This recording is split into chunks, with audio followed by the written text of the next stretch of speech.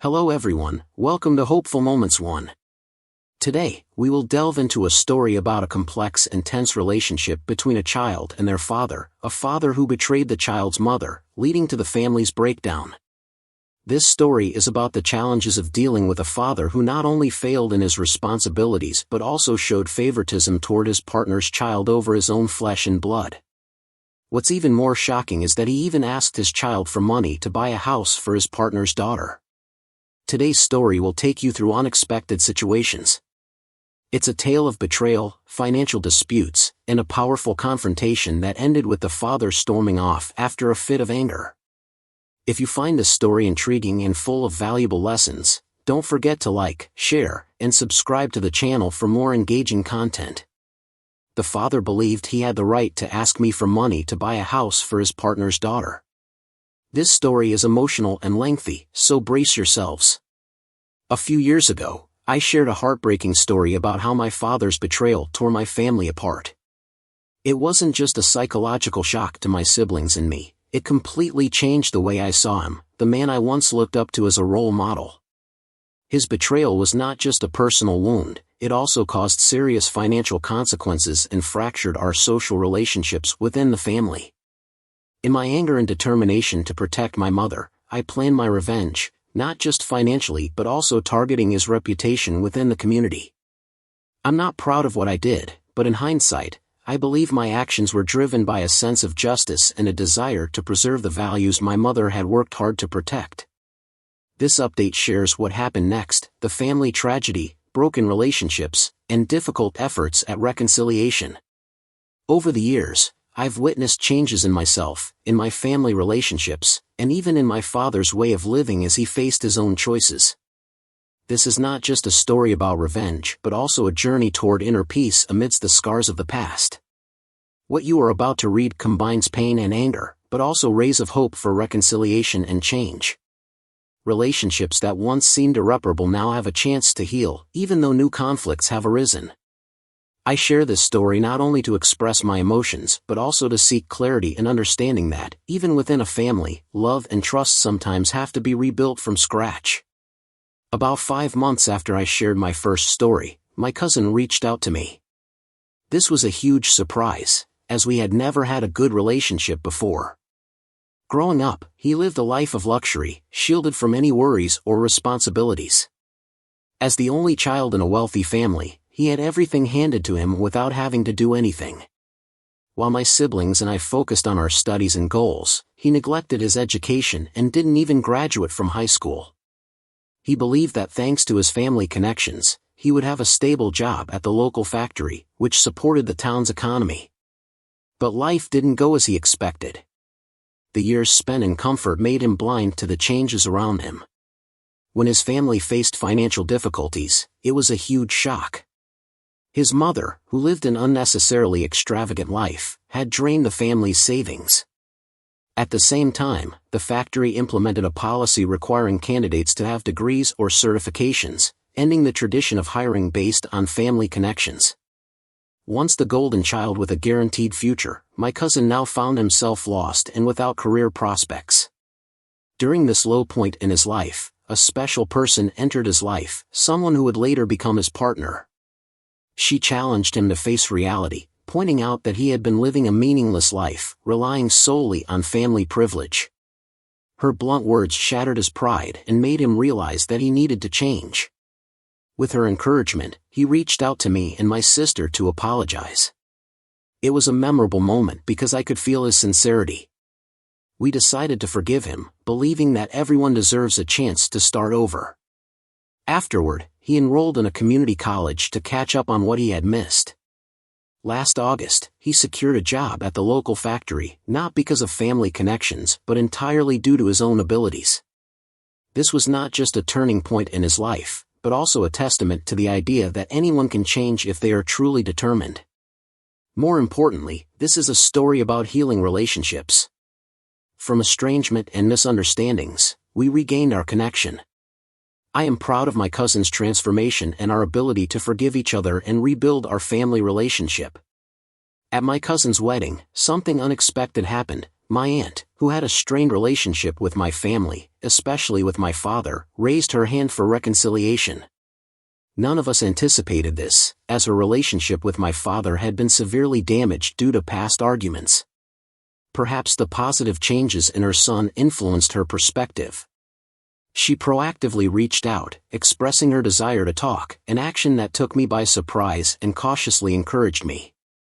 We didn't immediately accept her offer, because in the past, she had said and done things that caused my family to lose trust in her. Our caution was understandable, as we knew not everyone changes easily. When we sincerely expressed that we couldn't mend our relationship with her as quickly as we had with my cousin, she didn't react negatively. Instead, she appeared sincere and understanding, which made me begin to think that maybe she truly wanted to reconcile. During the limited contact, my aunt showed her effort through small but meaningful actions. She often made an effort to connect with the children in our family, my younger relatives, by visiting, chatting, and bringing joy to them. Though these gestures were small, they clearly showed her sincere effort. More importantly, during that time, I didn't see any signs of her having ill intentions or trying to exploit family relationships for personal gain. However, we still maintained a certain distance. This wasn't about unforgiveness, but a way for us to protect ourselves and our family, while observing whether her change was truly sustainable. Nonetheless, deep down, I always hope that people can change, especially when they realize their past mistakes and genuinely want to make amends. To this day, my aunt has not given me any reason to doubt her sincerity. Her efforts seem to stem from a genuine desire not only to heal the broken relationship but also to create a more positive future for the family. For me, this is an important step forward. This story is about forgiveness and hope. Through this story, I've realized that rebuilding trust takes time and patience, but broken relationships can still be salvaged when both parties make an effort. Therefore, I consider this the second relationship in my family to heal, after my cousin's story. This proves the healing power in families, even after deep wounds. The third character in this story is my grandmother, who will turn 85 this April. Of all the family members, I feel closest to her, and this bond is not only because of blood relation but also because of the memories and stories she has shared over the years. That's why thinking about the tension in our relationship after the last meeting left me feeling deeply heartbroken. To me, she is not only a beloved family member but also a symbol of sacrifice and unconditional love. Recently, a heated argument took place between my grandmother and my father. It all started when my father tried to pressure my grandmother into signing over a property, but she firmly refused. This led to a fierce argument, causing my father to storm off, and they haven't spoken to each other for over a year. It seems that time and emotional distance have deepened the rift between them. It wasn't until my cousin's wedding that my father showed up. However, this meeting didn't lead to reconciliation. On the contrary, it made the situation more awkward. My father avoided talking to me and my sister, making the emotional gap between us even more apparent. On the other hand, he cheerfully approached my brother-in-law and boasted about buying a new house. According to him, it's the place he now lives with his partner. At first, my sister and I didn't pay much attention to this information since we knew my father had a fairly stable pension. Even though his income had decreased by 40%, it was still double what my aunt earned. However, a conversation later with my aunt revealed a shocking truth. My father had borrowed money to buy that house, and what's surprising is that his name wasn't on the ownership documents.